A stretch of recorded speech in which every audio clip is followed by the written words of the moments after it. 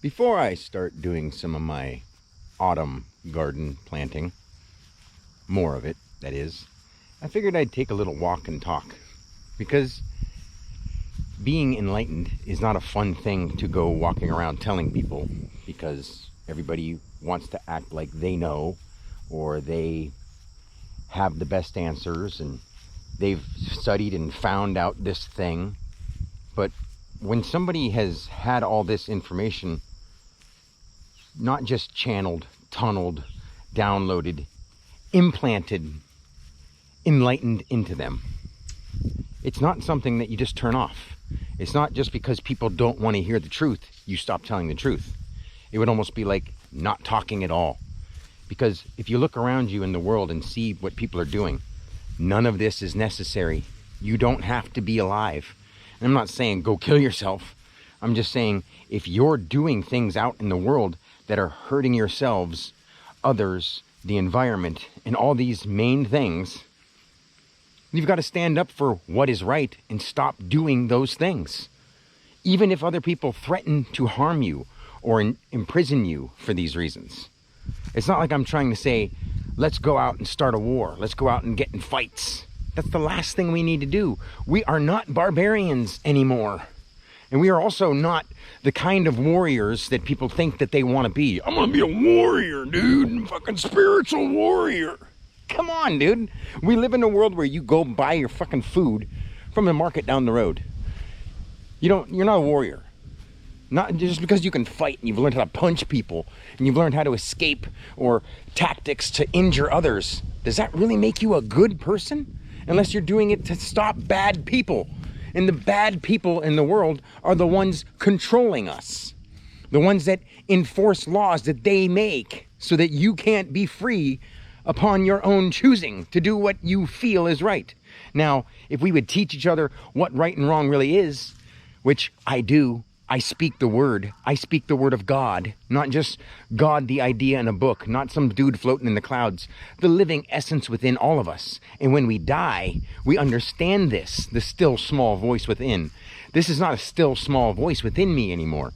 It's a very loud, unstill, very big, yelling.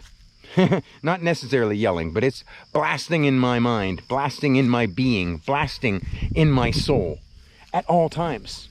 It doesn't shut off, and it offends my parents when I say stuff like, you don't want to microwave stuff in the first place, and you don't want to put hot things on plastic. But they microwave things in plastic bowls, and they go, oh, I know. I'm like, if you knew, you wouldn't do it. That's the point. The point is changing your habits. Even though you're used to doing things a completely different way, you've got to learn to change your habits, because the people that are coming after you, and even you, will hold on to these traits into your next life. And your children, your grandchildren, the people close to you that take you as an influence, whether you want them to or not, are learning from you. Now, some of them may be grown up and out on their own, but they learned what they learned from you. And when you look at them and say, oh, kids these days, it's because it's a mix between your teachings and impressions and the teachings and impressions they got from other people, because we bailed out on them. And I'm not saying that we did it on purpose. People who didn't teach their own kids because they thought they had to send them to a school, because if you don't send your kids to school, you can get all kinds of fines from the actual criminals in the world.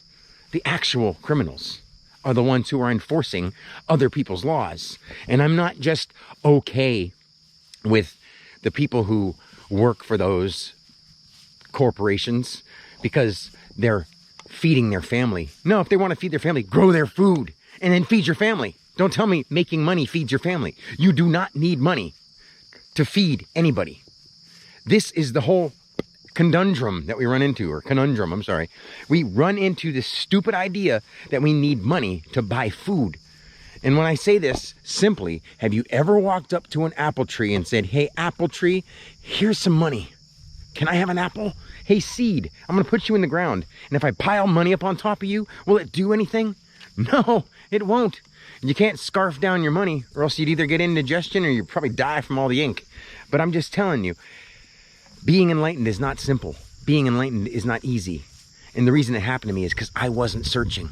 I wasn't trying to become enlightened. I asked God, what do you want from me, and what am I here for? Bam! And everything that I've ever wondered was answered. And then some, and more, and universes worth of knowledge and wisdom. And when I say that, looking like this guy, people take it a certain way because they expect an enlightened being to be like hovering and light shining off of them. All the stories they've heard.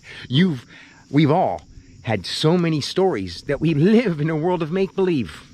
And it's not just make-believe, it's made-believe. You've been made to believe that this is the way things are.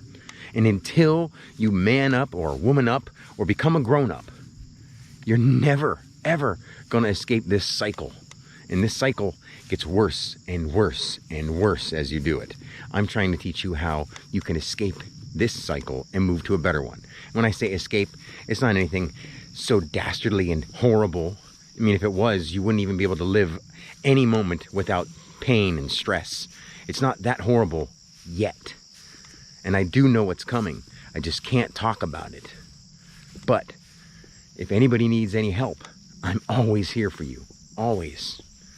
I mean, I put my number out. I put my emails out. I even put my address out. Reaching out to people, seeing if they want to get together with somebody who does have the answers. And I'm saying that not just because I want to, because it's my responsibility to. So, until next time, guys, God bless.